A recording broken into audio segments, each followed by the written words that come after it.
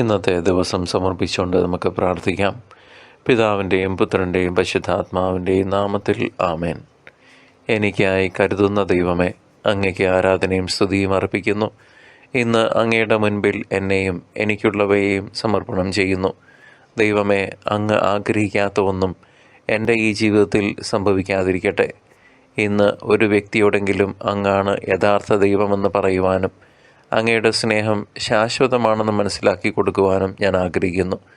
അങ്ങയുടെ കൃപയുടെ തിരുസന്നിധിയിൽ നിരന്തരമായിരിക്കുന്ന പരിശുദ്ധ അമ്മയും മാലാഖമാരും വിശുദ്ധരും നൽകിയ വലിയ മാതൃകയിൽ ഞാൻ ജീവിതം അങ്ങേക്കായി ജീവിക്കട്ടെ.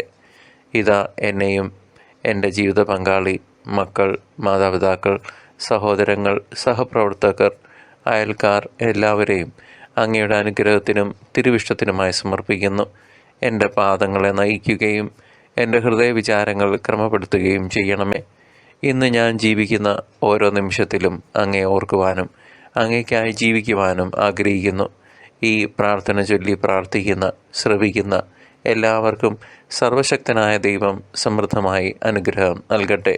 നിത്യം പിതാവും പുത്രനും പരിശുദ്ധാത്മാവുമായ സർവേശ്വര എന്നേക്കും ആമേൻ.